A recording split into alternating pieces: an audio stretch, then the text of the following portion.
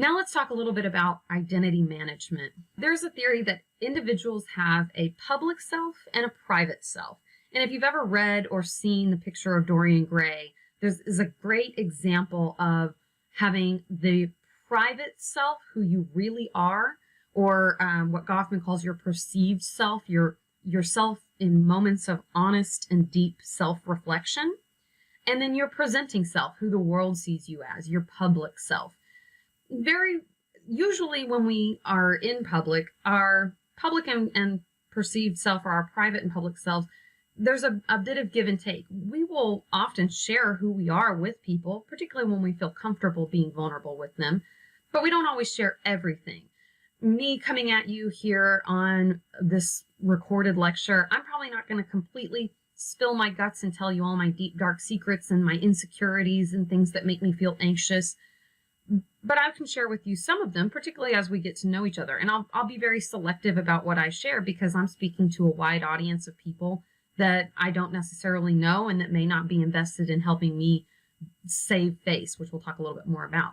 This idea that you can share parts of yourself, but when you're in public, you hide parts of yourself as well, is what we call identity management. We engage in, as I just mentioned, face work in order to manage this impression of us. So your presenting self is your face, both literally your face, and then this metaphorical concept of the face that you give to the world. Face work involves the verbal and nonverbal strategies that people use to maintain a positive image, wanting to sound competent, confident, looking people in the eye, particular ways of dressing, trying to give off a very particular impression.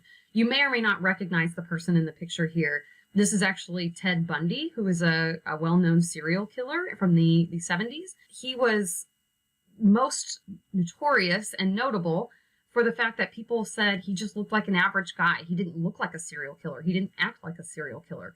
His presenting self was of a totally average, normal, friendly, even handsome, charming guy. Obviously, his private self was something much darker and much more sinister.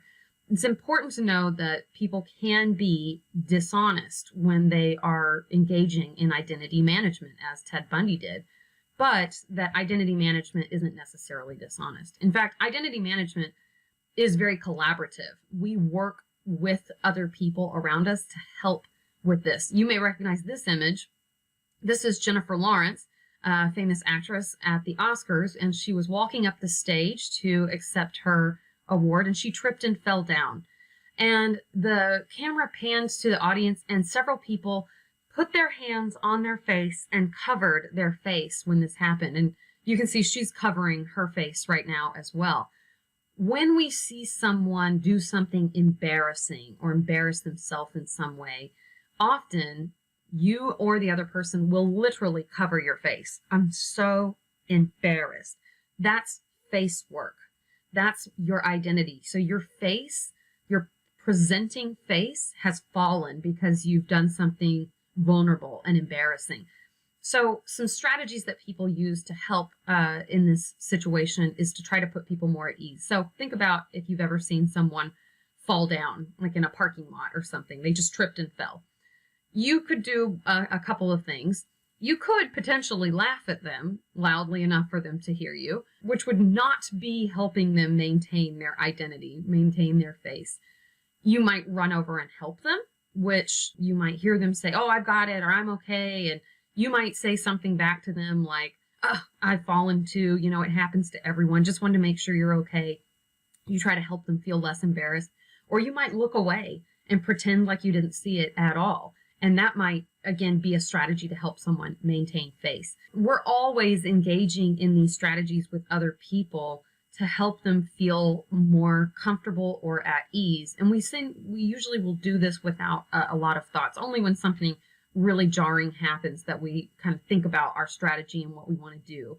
Most of the time, it's very easygoing, simultaneous. We don't even think about the ways that we help other people maintain their identities. So people have multiple identities. These are just a few of mine. This is my identity as a wife, my identity as a mother, a sister, a daughter, an aunt, a best friend, a close friend to many, an adventurer, as I mentioned, a marathon runner, a traveler, a doctor, a murderino, if you know what that is, might explain why I chose Ted Bundy as an example, and a prima donna. It's a marching crew out of New Orleans for Mardi Gras.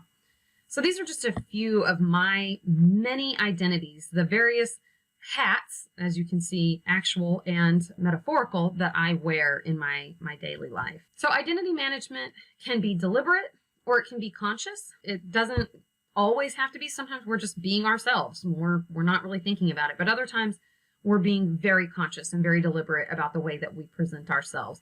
Even when I make these videos, I think about, do I want to put makeup on? What clothes do I want to wear? I would actually say that I'm being a little bit more myself than I normally would in the classroom, because you can see my office/craft room behind me and the various things that are more of my personal life than students would usually enjoy getting to see, because I'd usually be in front of you in front of a classroom where I completely have my teacher hat on, and not much of my personal life would spill into that.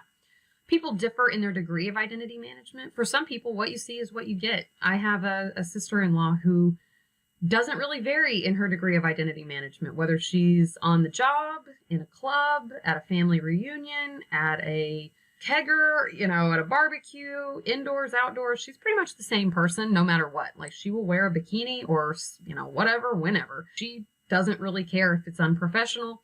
She's just who she is no matter what. She doesn't really change for anybody, and that's a point of pride for her. For other people, like myself even, I wear these different hats, and I see myself as a very compartmentalized person, which you may argue isn't a good thing.